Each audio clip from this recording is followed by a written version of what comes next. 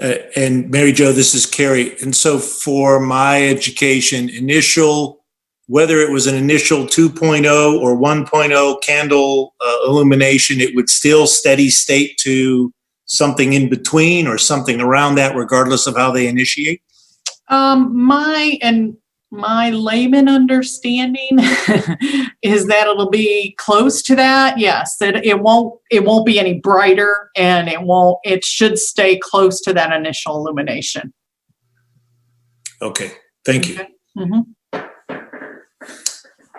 Carrie, this is Natasha. My limited understanding is, again, is also, lights change over time, and due to how dirty they get and stuff like that, their illumination will dim based on how old they are and how well they're cleaned. So, okay, that's a good point. Thank you.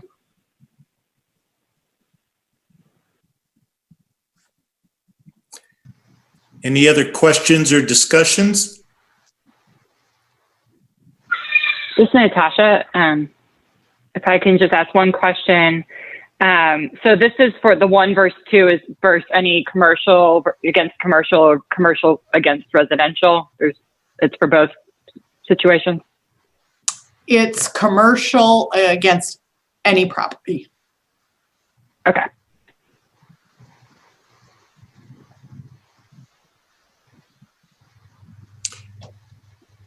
And Mary Jo, this is Carrie again. In the ordinance, in the body of it as well, regardless of what we use as the initiation of lumens, there are also setbacks or minimums for where these light posts and standards can be placed. There's a whole lot of detail about that. If for some reason they could not meet those requirements, there's a discussion and a review and an approval process with staff to resolve all of that, correct? Correct. Would it also, or could it also include the illumination standard that they would be using? We wouldn't allow them to go up any if it was limited to the 1 foot candle. They could go down, but we wouldn't let them exceed that. Okay, thank you. That's what I was after. Mm-hmm.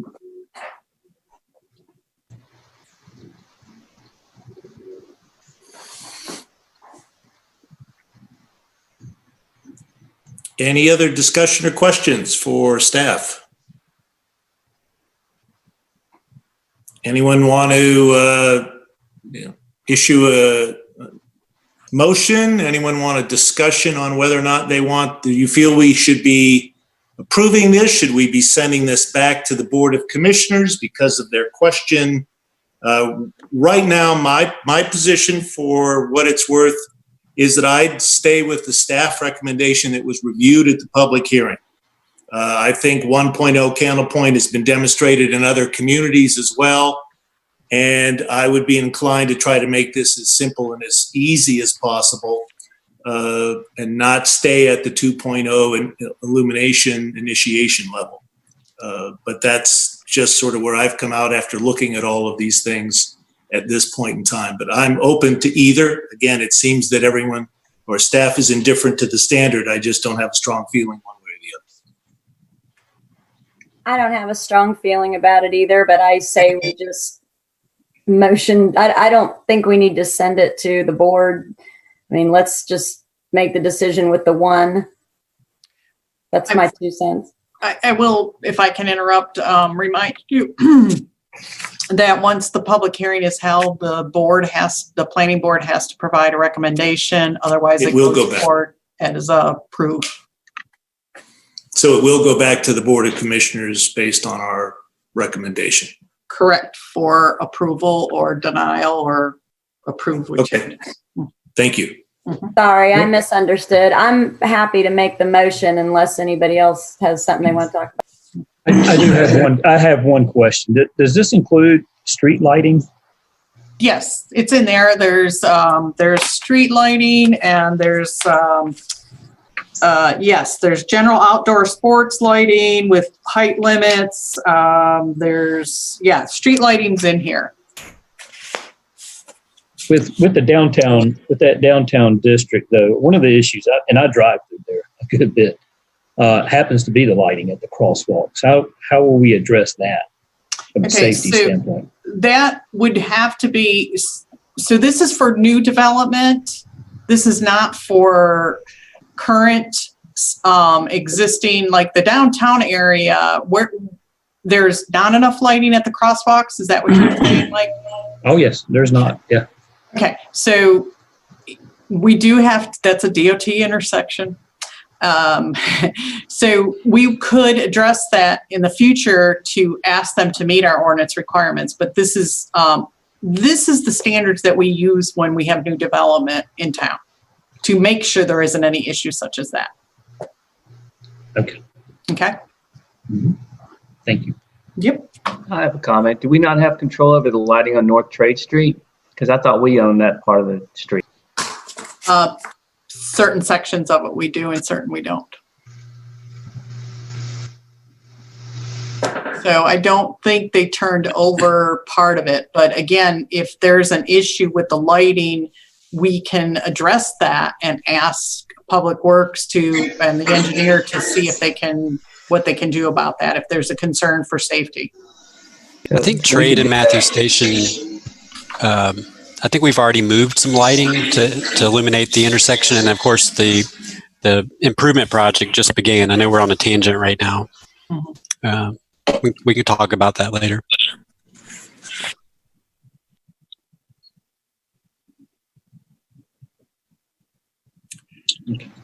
All right, Jenna, do you want to come back in and try again?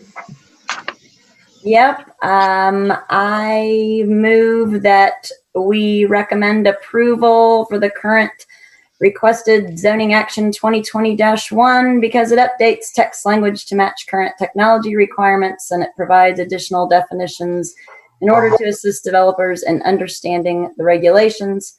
It's reasonable because it promotes public safety through best practice standards.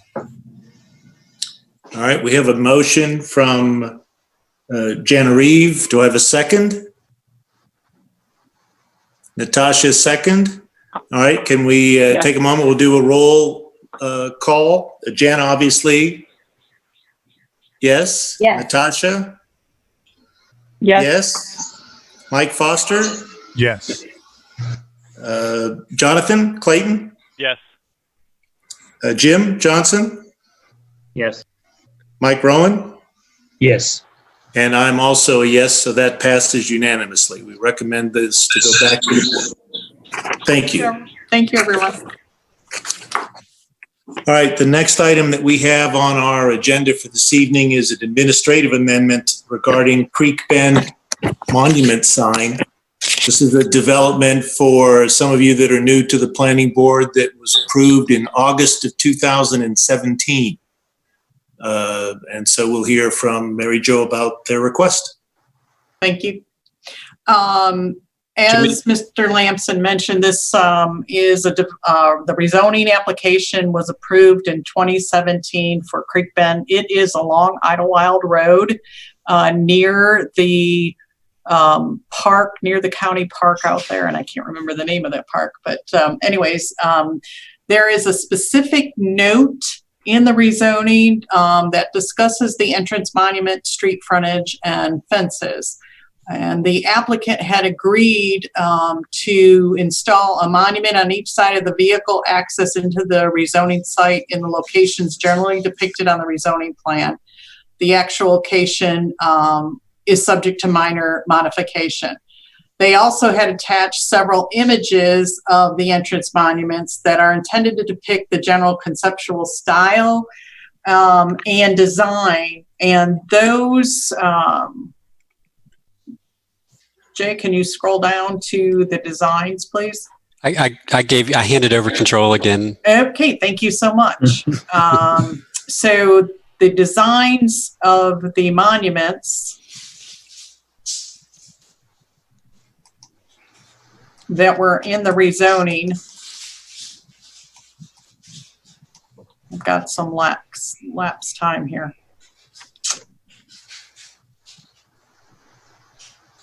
Well, they disappeared. Let me.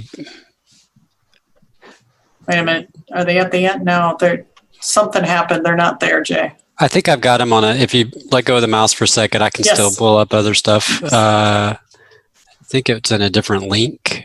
Okay. So while Jay's pulling that up, I will describe it. It's a gazebo style monuments that they had proposed on the rezoning plan. And so that... You know what? I think it's out of order. I think it might have been further up. There it is. There it is. There it is. Thank you. I must have gone too far. So these are the three styles that that the applicant had presented to the board when they went for their rezoning. And this is part of what the town based their approval on. The proposed revised request from the applicant is a 2-foot knee wall on both sides of the street entrances and a single column sign on the western side of the subdivision going towards Margaret Wallace is where it would be. As an administrative amendment, the planning board, there's 3 levels of administrative amendment. One that staff has authority to handle. This is elevated past the staff approval process. And then, so the second level is planning board action, and then the third is board of commissioners. The staff suggests that the planning board reviews the recommends to the commissioners for approval or denial or changes. And if the planning board decides that they would like to take action on this, then there is a statement of consistency in reasonableness included in your packet for you to review this. The applicant is on the call, Mr. Hayes. He does have a very brief presentation. It's only 5 pages. If you have any questions for myself before we turn it over to Mr. Hayes, that would be great.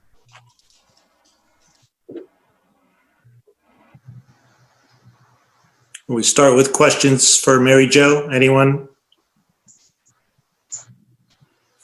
I have one then. Let me just start more, maybe a comment, but as well as a question. Mary Jo, this was presented to us. We were sitting on the board at that time as aesthetically as a very, what I'll call high-end finished rustic look to the neighborhood. They were going to embrace the land. They were going to get Hawk certification.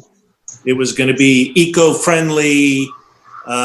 They were removing a rather historic red barn that was earmarked as if you will, that was on the property. And it was my recollection that a lot of the discussion and selling and convincing occurred because of these types of elements that were included in the plan from the beginning. Is that a fair summary of what we discussed back then? Yes, I believe that is fair. They have met a majority of those items. They did reach out to Hawk like they were required to. Okay, good. The trail connection to the park is being put in. The trying to think what else you mentioned, but they have met a majority of those. And because you were, like, as you mentioned, the rustic look, and that was the sale, this is part of the reason why staff recommended that the planning board review this and forward a recommendation to the commissioners. But that, again, you still have that option if you feel you want to approve it. Okay. And these were planned as bookends on both sides of the property, according to the site plans. There was a lot of dialogue about adding turn lanes. We gave variances for curb and gutter. We've been rather, as flexible as we can be about this process. I guess I would have an interest in hearing from Mr. Hayes, if the rest of the planning board does, just to understand the nature of the reasoning behind the change. And also, there was a fence, stone and rustic fence plan that was presented to all of the public in the public input phase, if I recall, that was to run the entire length of Idlewild Road. Is that still on the plans as you have them today? Well, the note in the rezoning says that the fence is optional for the applicant. It was not a requirement on the rezoning plan.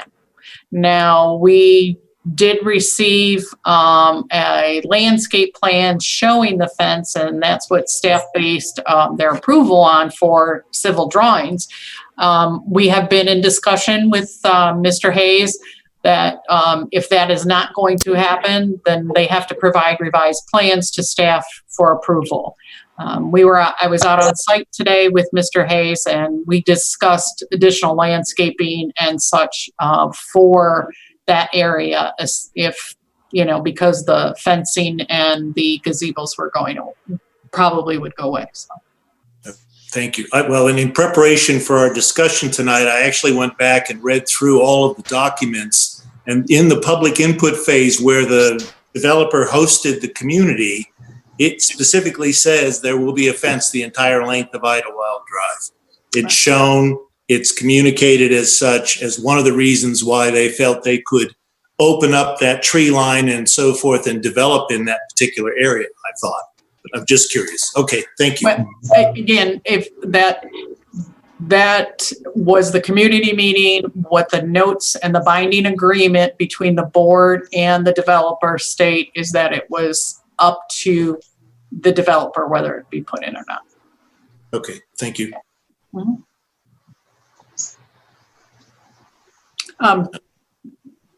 Go ahead. I was going to say, any other questions for Mary Jo? No. Anyone interested in hearing from Mr. Hayes?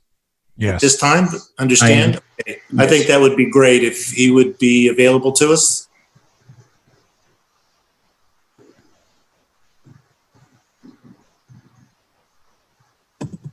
I'm here. Would you, Phil, would you do me a favor and identify yourself and the company you're with and the address, and then feel free to take the time to run through your presentation? I'd appreciate that. Thank you. Sure. Philip Hayes, Land Investment Resources. Our address is 3440 Torrington Way in Charlotte, 28277. I really appreciate the opportunity for all you to be here tonight. I know that it was good that there's something else on the agenda, because I'm not sure that it was a good use of your time just to be here just for me, but hopefully we'll get through that. Jay, I don't know exactly how you're going to pull up the presentation, the PowerPoint that we put together. Mary Jo, is that something that you're doing from your side, or? Do you have it, Jay? Did you email it, Phil? Yes, he, hang on.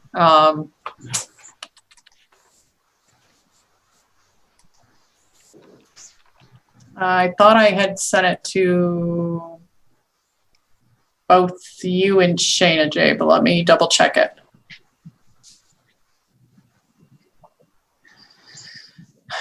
While we're doing that, I'd like to address some of the issues that Mr. Lamson brought up.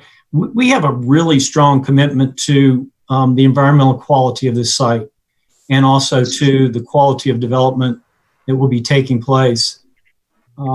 We have a tremendously high percentage of open space that's been committed to for the property. We do have an ongoing commitment for the Hawk certification. We've met with them a couple of times. We also have a commitment with the parks to have the connection that was promised. They have actually begun the process of constructing a full service greenway through the property that the park owns and back to the other limits, other reaches of the town. So that's something that's going to be taking place. And it's going to be a nice facility that will adjoin our neighborhood. We've granted, are in the process of granting an easement to the town, to the parks for another connection directly from our community to that trail, Greenway Trail. So Let me start out here. Something I've learned in the last 3 months is that what we need to bring to everything we're doing these days is a little bit of levity. The template for this PowerPoint that I borrowed from online had a little statement here on this front page, and I didn't really notice it when I first put it together, but I thought it was worth a laugh. Why things are sometimes not what you think they should be. So, Jake, pull to the next slide if you would, please. I handed off control to you, Phil. You should be able to scroll through. Tell me if you have any trouble with it. I'll see if I do.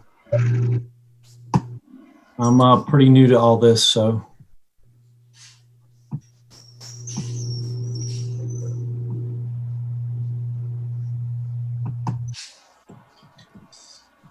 Okay, there we go.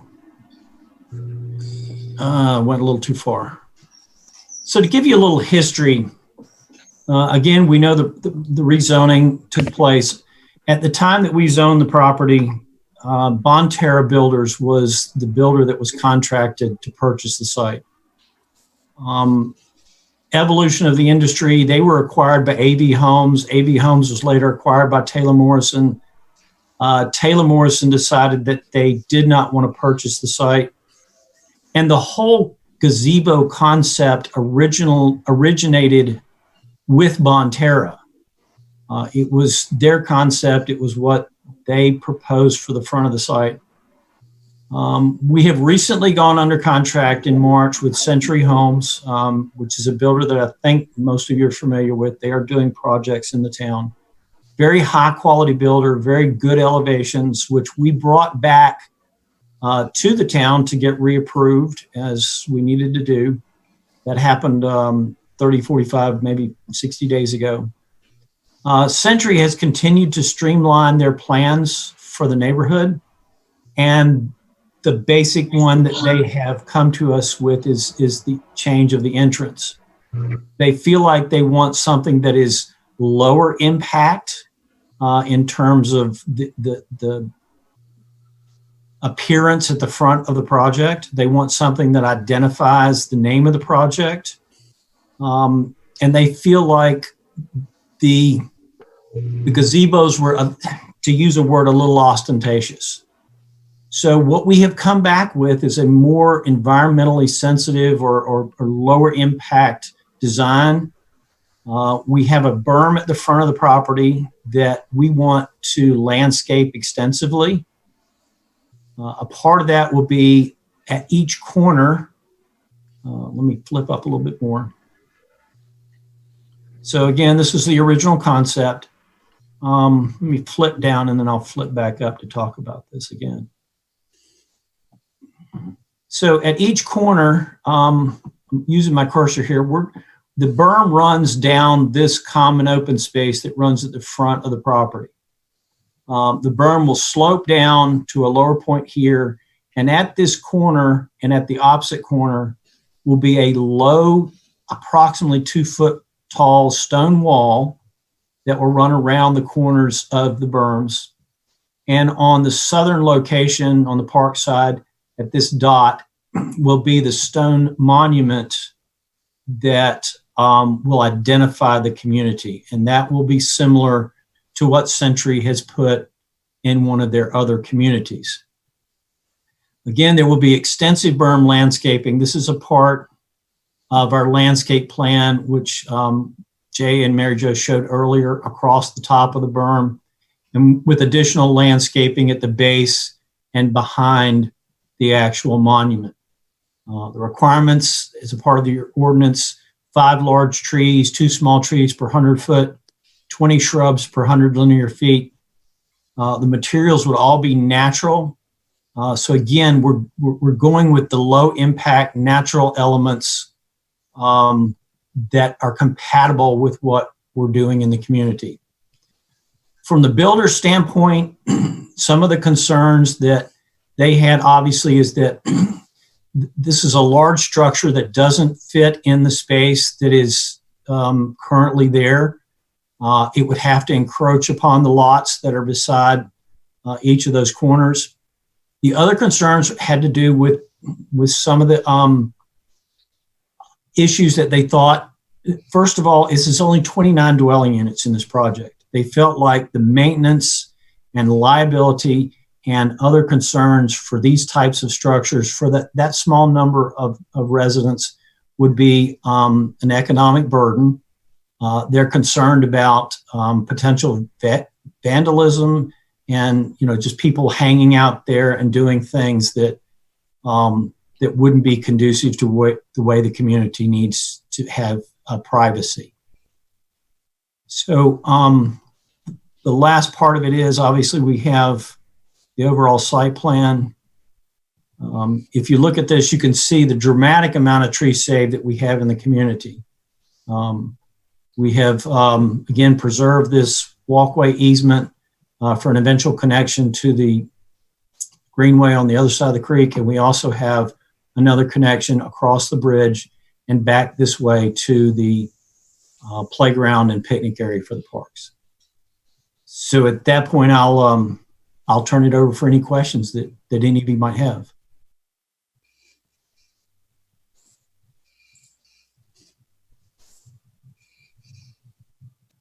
Thank you, Mr. Hayes. Questions about the presentation or any items from the board? Just to follow up on Mr. Lamson's question about the fence, is the fence going to be constructed or not? We are going to prepare a new landscaping plan for the berm. There's also an additional area where we're going to do some enhancement to the tree save area. At this point, we don't believe the physical shaping of the berm is conducive to installing the fence.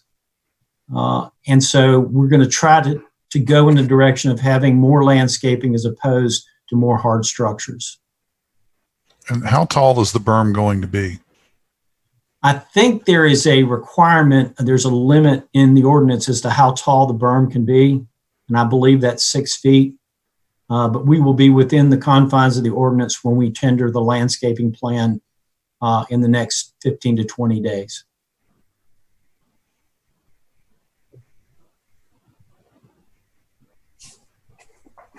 I have a question.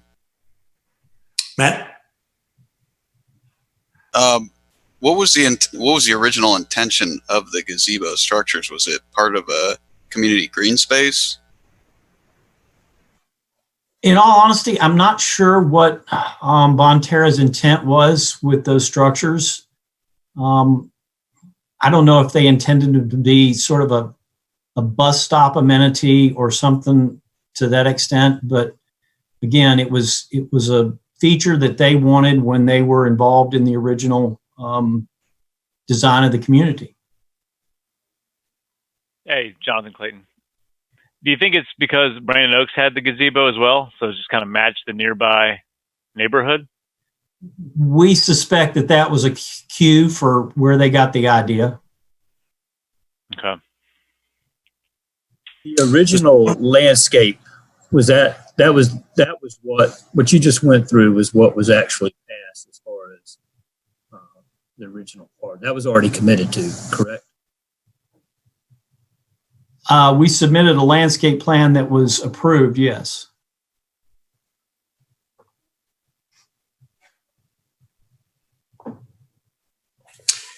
May I ask a question, Mr. Hayes?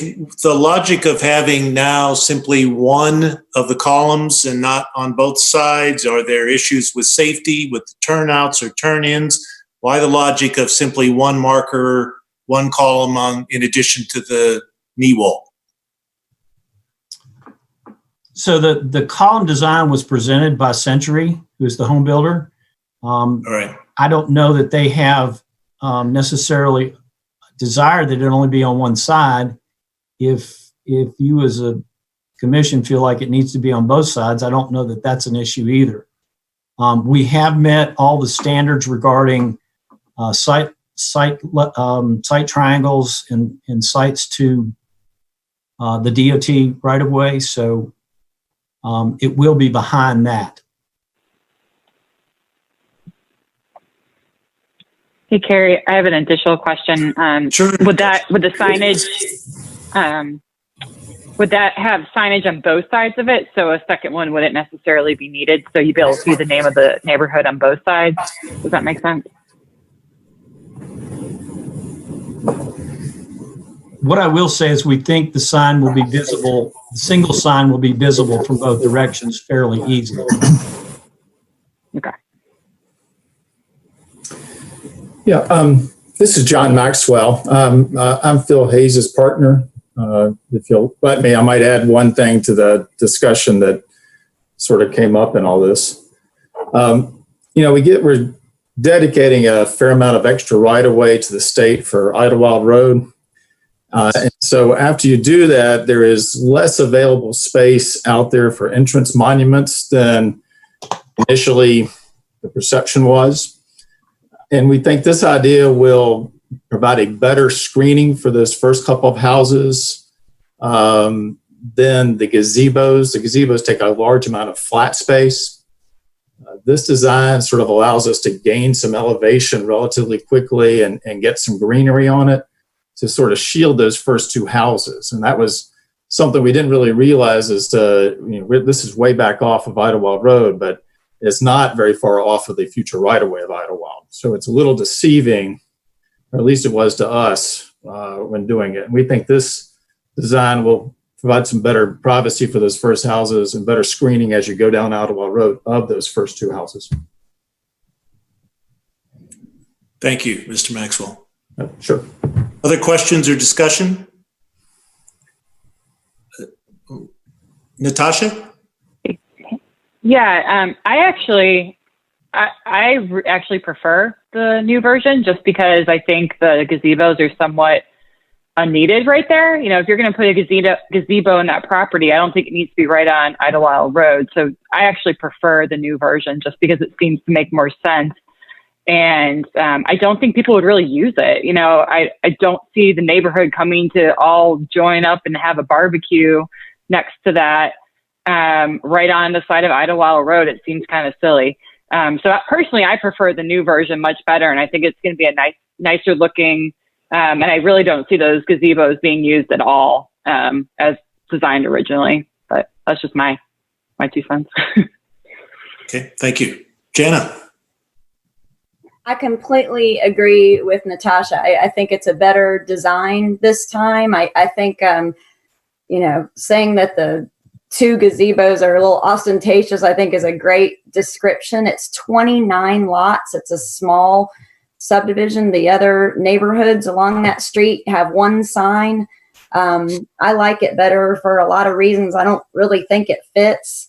I think that the developer, if they were coming to us saying we don't want to put in the trail, I would have an issue with it. This, I really think is an improvement. Okay, thank you. Mike Foster, did you have your hand up to comment? Yeah, I was just going to concur. I came into this wondering if this was meant to be just a cost-saving effort, but I'm convinced now it's not. And I totally agree that looking at those gazebos, I think they would actually overwhelm the entrance, particularly to have one on each side.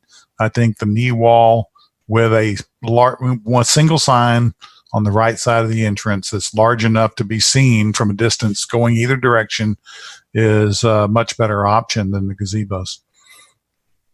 Okay.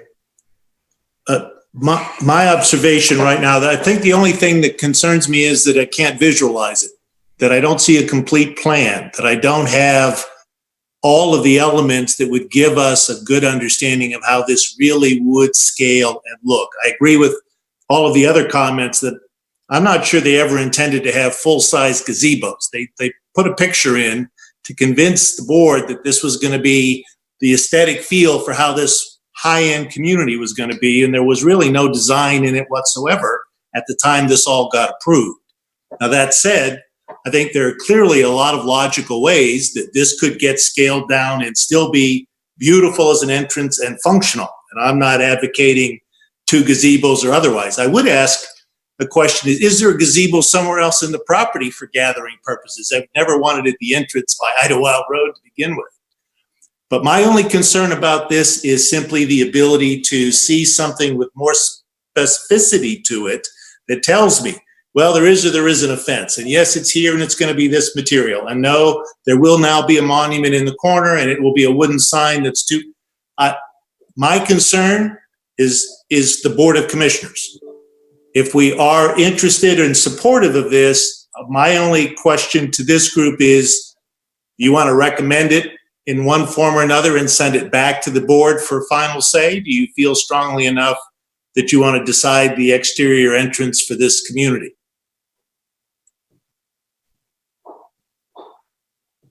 Because staff recommends that we take it back to the board, I kind of feel like we should, and that's not, my normal stance, but I think that, this was a big discussion. I too went back and read all of those minutes, and I mean, this went around and around about a lot of things. I hope that, we don't take it personally or try to make it a substitute for a barn that nobody had any control over. But I say we recommend our position and let the board make the decision. Understood. Okay. Any other comments or observations? Mike? No? Nope. I would agree, though. I would agree with a couple of things. I don't think the gazebos are necessarily required, other than they were a large part of the discussions with the council.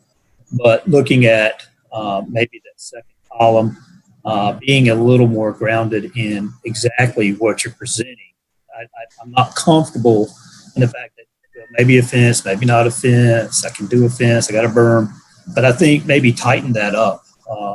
And I would agree. I think it, personally, probably should go back to the board, but I would recommend that get tightened up before that time. Yeah, let me ask Mr. Hayes, if this goes back to the Board of Commissioners, I assume it'll be in the next meeting, which will be 2 weeks out or so? Yes, sir. That's what my understanding is from Mary Jo. Can you have a definitive set of drawings, architectural plans, something that shows the entire entrance area done at a better scale than what we've seen here this evening? Absolutely.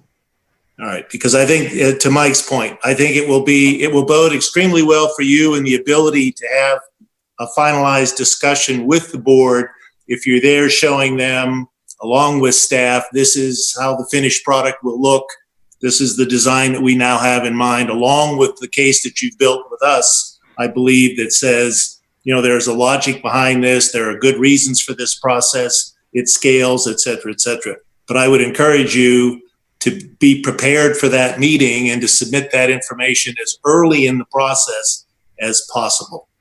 We will have full elevations visually, and we will also have a full landscaping plan revised for all of the areas that are involved. Great. Any other discussion? If not, I'd certainly entertain a motion. Mr. Foster. Okay, I would like to make a motion. I would like to make a motion that the planning board recommends approval of the requested zoning action as most currently amended, because it's consistent with the policies for development as outlined by the Matthews Land Use Plan and the town's long-range vision statements, and that it's reasonable and in the public interest because there is no significant impact to neighboring properties, and it still allows for subdivision signage. And I would throw in there, actually, I think it would have a positive impact on the adjoining properties instead of a negative one. Second. Thank you, Mike.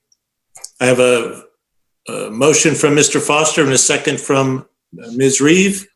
Can we do a roll vote again? Natasha Edwards? Yes. Yes. Mr. Foster? Yes. Ms. Reeve? Yes. Mr. Rowan? Yes. Mr. Clayton? Yes. Mr. Johnson? Yes. And I vote yes as well, so that motion passes unanimously. Thank you. Thank you, Mr. Hayes. Thank you, sir. Thank you, all the council. Planning commission, excuse me. Appreciate it very much, and glad we're done early. Yes, thank you. Thank you very much. Thank you. before we adjourn, I have one question in line item. We had postponed, we need a couple of officers for the board. We need a chair and we need a vice chair. We had been waiting until we had full presence and accountability so that we could represent that. We have that tonight. Are you all willing to spend a few minutes and see if we can't put a couple of positions in place for the remainder of this year? All right, well, let's open the floor. I'll open the floor for nominations for chair for the planning board. I Ms. have Reed. a nomination. Just a quick thing. I think I'm pretty clear how I feel about some of our meetings. I think I think we've been too long-winded. I think the meetings are too long. I've expressed my concerns a few times about that. I've had some good discussion with Mike Foster, and he agrees with me, and he is interested in the chairman position. So I would like to nominate Mike Foster. All right, there's a nomination for Mike Foster. Do we have a second? Is there anyone else that would be interested in the position? Mr. Clayton, I was ready? just seconding. I would, if my opinion is either between Mike Foster or yourself, Carrie. Janet put it out there. I'll second Mike Foster. I'm not in no way am I wanting to throw my hat in the ring. So, Well, we are going to need a vice chair as well. So right now we have Mike Foster's nominated, and Mike, you're willing to serve if elected? He's muted. Yes. He's willing to serve. In the process of unmuting here, yes, I would be willing to serve. to that point, I mean, I would do Carrie for the vice. He already has been serving vice. Is that right, Carrie? So I would recommend that. All right. Well, we have two nominations. We have a vice chair and we have a chair. Do we have anyone else that would be willing and able to participate in one of those two positions? I mean, I've done this now for the last 2 years. I don't need to continue to do that. It's up to you if someone would be interested in that process. I mean, the backup chair is available when the chair isn't, as you know. All right, so nobody else is nominated. Well, this should make the voting process a little easier. So we have Mike's been nominated for president of the planning board.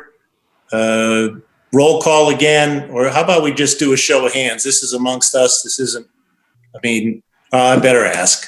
All right, Janet, you've nominated Mike, so I assume, yes? Yes. All right, Natasha? Absolutely. Yep. All right, Mr. Rowan?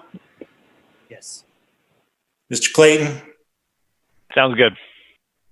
Jim, we're going to ask you. I know you don't know a lot about this guy, but you know. I'm going to say I'm having to rely on you guys on this one. I don't see anything I don't like at this point. All right, great. And I say yay to Mike. I think that's a great selection.